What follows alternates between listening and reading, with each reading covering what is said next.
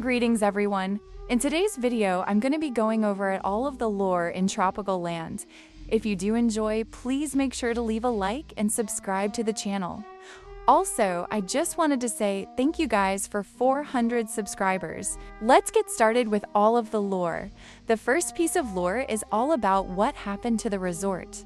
Tropical Land was never just a resort. It holds something dark, deep below. On the night Tia and Milo arrived, something changed. The air grew heavy. Darkness spread through the resort. It consumed the visitors' life energy. That night, every visitor inside TropicalLand died. But death was not the end. The purgatory, the visitors woke up in the same rooms, the same corridors, the same resort. But something changed. They were no longer alive. Tropical Land became a purgatory, a place between life and death, where the visitors are trapped unless they accept the truth. Most of them cannot remember dying. Some believe they simply passed out. Some feel that something is wrong, but refuse to accept it. Some truths are too heavy to carry. The fated, the others, not everyone rejects reality. Some visitors realized the truth. They understand that they are dead, and they accept it. The fated are no longer visitors. Important notice, there is much more that would be revealed through the game itself, such as the creation of TropicalLand, the people involved in the resort's origin, and what truly lies beneath it. Additional details, Amaya stands between acceptance and refusal. This is why the fated do not attack her, and why she calls them friends. This is why some character dialogues feel fragmented, unreal, or nonsensical. This is why the gameplay loop is endless. This is why Tia and Milo are starter characters. From a lore perspective, visitors can't see their fated self unless they accept the truth that they're dead or triggered by something such as looking at a mirror. Now that we have covered the resort lore, let's move on to the only characters that have a full lore description, Bunny Bella and Lulu. Backstory, Bunny Belle's real name is Audrey. Bunny Belle is a nickname given to her by her father, a name filled with warmth and affection. The word Belle means beautiful girl, and to him, Audrey was exactly that. Audrey was a gifted child, not just in one way, but in many. Her father noticed it early. Whatever Audrey showed interest in, he encouraged her wholeheartedly. Ballet lessons, sports, piano, singing, he supported every passion she had, never forcing her to choose just one.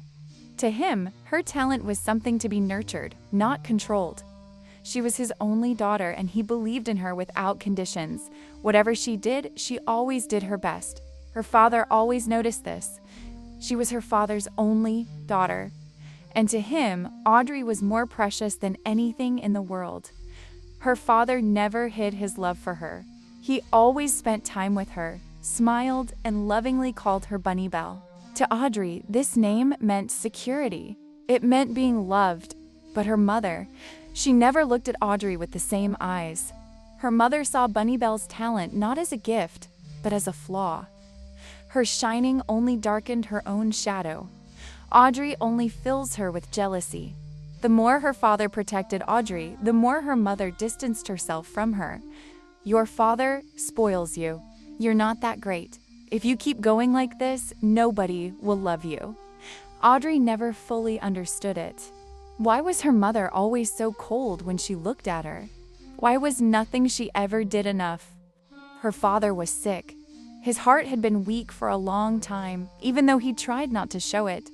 Eventually, his condition worsened, and Audrey lost the one person who had truly stood by her. After his death, everything changed. The house stopped feeling like a home. Without her father, Audrey was left alone under her mother's control. Audrey's anger did not appear overnight. It was built from years of pressure, unfair treatment, and loss. Small things began to trigger intense reactions, not because she was cruel, but because she was grieving. When her mother finally decided Audrey was too difficult to handle, she framed it as an opportunity. Arrival at TropicalLand, Audrey packed her bags and set out for the world-famous resort known as the TropicalLand. Determined to pursue her dreams and make her father proud. Audrey arrived at TropicalLand carrying only one thing with her, the name Bunny Belle, a reminder of the love she once had. Now that we've talked about Bunny Bella, let's move on to the last visitor we have full lore from Lulu. Lulu was one of the most elegant figures of TropicalLand. With her perfumes, her grace, and her ever-present smile, she seemed to everyone like a pure, untouchable beauty. Yet, behind this elegance, a shadow of the past lingered. Throughout her life, Lulu had endured betrayal, humiliation, and the pain of being deceived. It was those invisible wounds that shaped who she had become. Once, Lulu had Aveline by her side.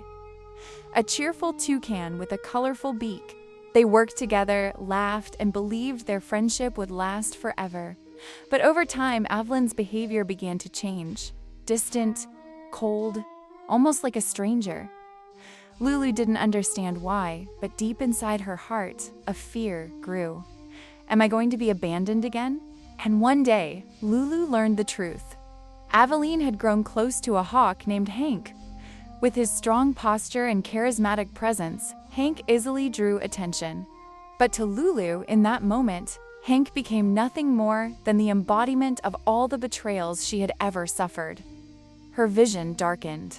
Her heart, already broken countless times before, shattered once more. From then on, the poisonous flower within, Lulu began to bloom. She did not blame Avelina, no. She simply saw her as a stranger and quietly withdrew. But Hank? To Lulu, Hank carried the weight of every humiliation, every deception, every sickening sense of being sold out she had ever endured. One night, Lulu followed him in secret. In a deserted, dim place with only the sound of the waves accompanying them, she approached. In her hand, she carried one of her own crystal bottles, delicate, filled with the scent of roses. But this time, it was not for beauty, it was for death. In a single motion, she shattered the bottle over Hank's head. The sound of breaking glass was as swift as a flower snapping from its stem. Hank collapsed to the ground, and the air filled with the mingling scent of blood and perfume. Lulu remained silent. There was no rage in her eyes, nor regret, only a profound stillness, as if she had finally cast off the burden she had carried for years. From that day forward, Lulu buried the secret deep within her heart. She never spoke to Aveline again. To everyone else, she was still the graceful, refined artist. No one knew she was a murderer. Lulu kept smiling, selling her perfumes, dancing. But inside her, that flower had long since been watered with blood. Well, that is all the current lore we have, and honestly, it's fantastic. I can't wait till we have backstories on every visitor. Thank you guys so much for watching. If you did enjoy this video, please make sure to leave a like and subscribe to the channel for more.